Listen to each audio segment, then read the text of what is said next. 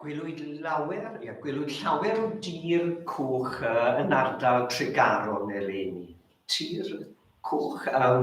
Dyna beth oedden ni'n ddweud yn ngogledd Sir Gyfyrddin lle mae Marc wedi am dir wedi redeg. Dwi'n os chi'n defnyddio hynny yn hwnnedd a'i peidio. Ond ie, gwelwyd llawer o dir coch yn ardal Tregaron eleni ac wrth i'r ceiau hynny lasu wrth i'r hyn a heiwyd gino a thyfu bu'n ddiddorol I fi fel mab y ffarm. Wel, tua beth a heiwyd yn y ceiau hynny. Dwi wastad yn ffeindio fy hun yn rhyfeddu at yr hyn i'w hedyn a'r potensial anhygoel sydd ynddo. Waith pa mor fychan a dinod yr olwg. Mae hadau yn bethau rhyfeddol, a'i rhyfeddod yn tystio I allu a meddwl Duw'r Creawdwr. Gwelwn trwy'r hyn a gyfnodir yn yr Efengylau am weinidogaeth yr Iesu ei fod yn hoffi defnyddio'r darlun o hau a hadau. A hadau'n egino thyfu mwyn egluro gwirioneddau am deyrnas y Dduw. Ac yn y darn cyntaf o ysgrythyr a ddarllenwyd yn gynt yn y gwasanaeth, gwelwn yr Iesu yn defnyddio dau ddarlun felly mewn dwy ddameg. Ychydig o ddymhegion sydd gan Marc o'i gymharu â Matthew a Luc, ond mae'r ddameg gyntaf a geir yn y darn hwn o'i efengyl, sef dameg yr had yn tyfu, ond i'w cael y Marc. Dyn sydd yma'n bwrw had i'r ddaear. A mae'n gwneud popeth o fewn ei allu I drin y tir ac I hau yr had. Wedi gwneud ei waith mae'n mynd o gwmpas ei ddyletswyddau eraill, yn cysgu a chodi nos a dydd yn ddibryder gan y ddisgwyl yn ffyddiog a amgynheuaf. Mae gan y ddameg hon wersi pwysig i'w dysgu I ni ynghylch llwyddiant yr Efengyl, pan nad ydym yn medru gweld arwyddion fod teyrnas Dduw yn tyfu. Gwersi sy'n cynnig anogaeth i'r Cristion, pan na welir ymateb cyflym I gyhoeddi'r Efengyl a gwaith cenhadol. Peth a hawdd i'w digyloni pan na cheir ffrwyth gweladwy i'r llafur hwn. Ond disg yr Iesu trwy'r ddameg hon fod gwaith Duw yn mynd ymlaen, yn dawel efallai, ond yn ddiogel ac yn gadarn serch hynny. Duw bua'r cynheuaf, Duw bua'r cynheuaf. Rhan y Cristion yn y gwaith yw tystio i'r arglwydd Iesu Grist trwy air a gweithred a gweddio ynghylch y dystiolaeth honno gan ddisgwyl I Dduw lwyddo'r gwaith yn ei amser da ei hun. Nid ein lle ni yw poeni am ganlyniadau ein ymdrechion. Rhaid dysgu ei gadael yng ngofal Duw. Mae'n hawdd llithro I feddwl mae ni a'n hymdrechion sy'n tyfu'r deyrnas. Nid felly y mae hi. Mae hyn yn rhywbeth y dylem atgoffa ein hunain ohono'n rheolaidd. Nid oes dim y gallwn ni ei wneud i gael teyrnas dduw i dyfu. Ni fedrai hyd yn oed yr apostolion eu hunain, ond plannu a dyfyrhau. Duw oedd yn rhoi'r cynnydd, mae'r apostol Paul yn dweud am hyn yn ei lythyr cyntaf i'r Corinthiau, pennod 3 adnod 6. Ie, mae'n dweud, mae fi a blanodd, Apollos a ddyfyrhaodd, ond Duw oedd yn rhoi'r tyfiant. Ie, mae fi a blanodd, Apollos a ddyfyrhaodd, ond Duw oedd yn rhoi'r tyfiant. Mae llwyddiant Cristnogaeth yn beth o Dduw. Ac am fod llwyddiant Cristnogaeth o Dduw, does byth dim pwynt i'r gwaith o had rhyfengil y Gristnogol, fel y dywed yr apostol Paul am yr Efengil yn ei lythyr at yr Rufeiniaid, pennod 1 adnod 16. Gallu Duw yw hi ar waith iachawdwriaeth i bob un sy'n credu. Ie, gallu Duw yw hi ar waith iachawdwriaeth i bob un sy'n credu. Mae'r stori ganlynol a rannwyd gan yr awdur Cristnogol, Nicky Gumbel yn ei lyfr Questions of Life and Story, sydd yn ein atgoffa o'r ffaith y does byth dim pwynt i'r gwaith hwn a wneir gan y Cristion. Dywed Nicky Gumbel wrth rannu'r stori. During the war, a man was shot and lay dying in the trenches. A friend leaned over to him and said, "Is there anything I can do for you?" He replied, "No, I am dying. Is there anyone I can send a message to for you?" "Yes, you can send a message to this man at this address. Tell him that in my last minutes, what he taught me as a child is helping me to die." The man was his old Sunday school teacher. When the message got back to him, he said, "God forgive me. I gave up Sunday school teaching years ago because I thought I was getting nowhere. I thought it was no use." Wedi iddo rannu'r stori hon yn ei lyfr a Nicky Gumbel ymlaen i ddweud, when we tell people about Jesus, it is never no use, for the gospel is the power of God for salvation of everyone who believes. Oes mae wastod gwerth i'r gwaith o had yr Efengil. Does byth dim pwynt iddo, a boed i'r gwirionedd hwn ein cawnogi wrth dystio i Grist a'i groes.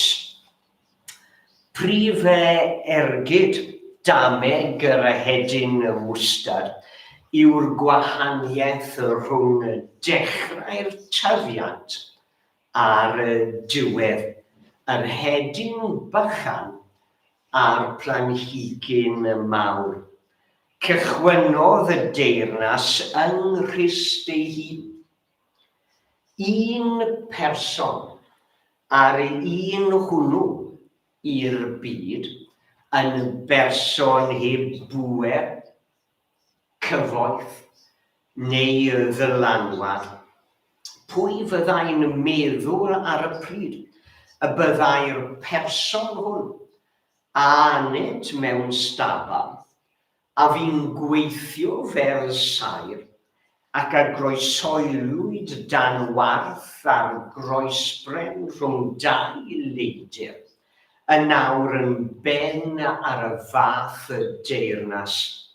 Hefyd meddyliwch am yr eglwys yn cychwyn gyda chriw bach o ddisgybrio, nad oedden nhw ond dynion cyffredin, ond yn tyfu yn eglwys fyd eang sydd wedi ymestyn i bob gwlad a thros bob cenhedlaeth. A dewisodd Crist yr hedyn mwstyr a'r hyn sy'n dod ohono i gyfleu'r llwyddiant hwn. Ni fyddai'r disgyblion eu hunain wedi dychmygu'r hyn a fyddai wedi deillio o'i hymdrechion cynharaf fwy dros ryfennydd. A gall yr un peth gael ei adrodd o oes i oes wrth i Gristnogion fentro a gwneud pethau yn enw Iesu Grist. Mae coed y fale yn bethau mwy cyfarwydd i ni yma yng Nghymru na'r pren mwstyr y cyfeirir ato yn amig Crist. Ac mae hanes un math o afal sy'n gyfarwydd i ni, ac wedi ei fwyta gan bawb ohonom rhywbryd wrth fwyta tarten neu crumble sef y bramli, yn hanes sydd yn sicr yn ein hatgoffa fel mae un hedyn bach yn medru tyfu i fod yn beth mawr. Mae'r goeden bramli wreiddiol yn preswylio'r gair sydd yn cael ei ddefnyddio mewn un adroddiad, resides, oedd yr adroddiad hwnnw yn ei ddweud. Mae'r goeden bramli wreiddiol yn preswylio yn ardd 75 Church Street, Southwell, Nottinghamshire, sydd ar hyn o bryd o dan berchnogaeth Prifysgol Nottingham Trent fel rhan o gynllun i gadw y fam goeden yn fyw cyn hired ac sydd yn bosibl. Planwyd yr hedyn a dyfodd i fod y goeden hon gan y ferch ifanc o'r enw Mary Brailsford, ddechrau'r 4edd ganrif ar 15, pan benderfynodd blannu hadau y falau o'r falau a ddefnyddiwyd gan ei mam i goginio. So chi ydych chi'n dychmygu'r mam oedd bod yn coginio, mae'n bod yn defnyddio'r falau yma, pethau sydd dros ben ac yn eisiau coloner y falau. Mae'r ferch ifanc yma'n penderfynu plannu rhai o'r hadau hynny. Flynyddoedd yn ddiweddarach, fe ddaeth rhywun arall i fyw i'r bwthyn lle roedd goeden y falau'n dal i dyfu. Dyn o'r enw Mr Bramley. Erbyn hyn roedd coeden Mary'n cynhyrchu cymaint o falau. Roedd Mr Bramley yn ei rhannu a'i ffrindiau a'i gymdogion. Ym 1856 fe ddaethon nhw i sylw dyn o'r enw Mr Merryweather. Roedd teulu Mr Merryweather yn tyfu coed ffrwythau a fyddai'n cael eu tyfu mewn perllannau a gerddi mawr. Sylweddolodd Mr Merryweather fod y falau yma'n rhai arbennig iawn a gyfynnodd am gyniatad Mr Bramley i gymryd toriadau o'r goeden mwyn gweld a fyddai'n gallu tyfu rhagor o goed tebyg a chytunodd Mr Bramley ar yr amod fod y falau'n cael ei galw yn Bramley seedling. Fe dyfodd y toriadau, Dywed un person wrth byrhau ar hanes, the Merryweathers recorded the first sale of the fruit in October 1862. 3 Bramley's apples sold for 2 shillings to Mr. Geo Cooper of Upton Hall. Only 3 years later, they sold 2 of the trees to the well-known Victorian garden writer, Reverend Reynolds Home, at nearby Compton. The Merryweathers went on to show the fruit widely at competitions, winning awards, and its popularity spread particularly among commercial growers. By 1924, 80% of Kent's 2,469 acres of orchards were devoted to Bramley seedlings. The 1944 fruit census shows that more than 2 million Bramley seedling trees were in commercial plantations in England and Wales. Today, 95% of the apples sold in the UK for cooking at home are Bramleys. Around 80,000 tons are grown here every year. Fe werthodd Mr. Merryweather gannoedd o'r coed y falau Bramley, ond roedd eisiau gofalu bod enw rhywun arall hefyd ddim yn cael ei anghofio. Felly adroddodd y stori sut y planodd Mary'r hedyn hwnnw flynyddoedd lawer cyn hynny. Onid yw'n rhyfeddod, meddai, fod cymaint o bobl yn gallu mwynhau'r afalau arbennig hyn sydd wedi tyfu allan o un hedyn bach. Mae'r stori'n rhyfeddol ac mae'r goeden y falau a blanodd Mary, fel y nodwyd eisoes, yn dal i sefyll yn ardd y bwthyn a oedd yn gartref iddi'n y blentyn. Cartref sydd erbyn hyn a plac glas, yno, mae yna blac glas wedi osod gyda'r disgrifiad byr o hanes y goeden. Dyma'r geiriad y geir ar y plac. The Bramley apple tree was grown from a pip by a young lady, Mary Ann Bracewood, between 1809 and 1815.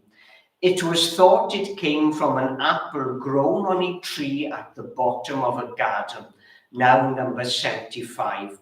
One seedling produced very fine apples in 1837, when the new occupier was Mr. Matthew Bramley. A local gardener, Henry Merryweather, later obtained permission to take cuttings from the tree, and it was duly registered as the Bramley seedling. Mae'r hanes hwn am yr afal Bramley yn adleisio'r darlun a ddefnyddiwyd gan Breunas a gan y ddameg ohono. Mae teyrnas Crist yn dal i dyfu, yn dal i ymestyn allan, ac mae'r tyfiant hwn, mae'n dda gennyf ddweud unwaith eto, yn cynnwys y Prydain.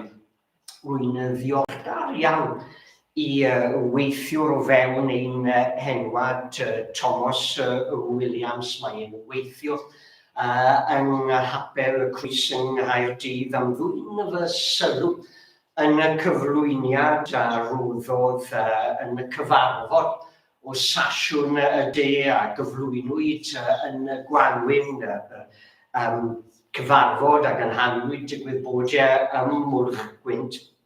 I adroddiad a gomisiynwyd gan Gymdeithas y Beibl sy'n dwyn y teitl The Quiet Revival ac yn rhyfedd iawn iawn i yng Nghernyw wythnos diwethaf ar lysiau fi ar ast ar ein gwyliau. Byddwn i'n bod allan am y dydd a wedi dod nôl ac yn gwylio'r newyddion. Dwi'n meddwl mai newyddion ITV oedd nid BBC, ac mae dy newyddion i'r rhan yna o Brydain. Gyda ni newyddion o'n i'n gwylio, mae ITV neu BBC yma yng Nghymru, a mae ni newyddion i Gymru, wel newyddion yno hefyd mae newyddion yno i'r rhan yna'r byd, ac roedd un o'r darnau hynny roedd yna gyfeiriad at yr adroddiad yma hefyd, a dwi'n eitha siŵr mai ITV oedd ac roedd yn mynd i eglwys Anglicanaidd yno ac yn sôn am y tyfiant yma. Beth bynnag, dyma ddyfynnu rhan o'r hyn a geir yn yr adroddiad The Quiet Revival. Church decline in England and Wales has not only stopped, but the church is growing. As Generation Z, and y rhai sydd wedi geni rhwng 1997 a 2012, as Generation Z leads an exciting turnaround in church attendance. Church attendance has risen by 50% over the last 6 years, busting the myth of church decline. The findings come in the Quiet Revival, a survey, a commission by the Bible Society, and conducted by YouGov. The Quiet Revival shows that the most dramatic church growth is among young adults, particularly young men. In 2018, just 4% of 18 to 24-year-olds said that they attended church at least monthly. Today, says the Quiet Revival, this has risen to 16%, with young men increasing from 4% to 21%, and young women from 3 to 12%. Co-author of the Quiet Revival, Dr. Rhiannon McAleer, says the report shows that what people believe about church decline is no longer true. These are striking findings that completely reverse the widely held assumption that the church in England and Wales is in terminal decline, she said. While some traditional denominations continue to face challenges, we've seen significant broad-based growth among some expressions of church. A mae'n ymlaen yn yr adroddiad diweddar are now over 2 million more people attending church than there were 6 years ago. Ydy, mae teyrnas Crist yn dal I dyfu, yn dal I ymestyn allan. Mae potential hedyn, waith pa mor fychan a dinod yna anhygol mwyn ei enw. Amen.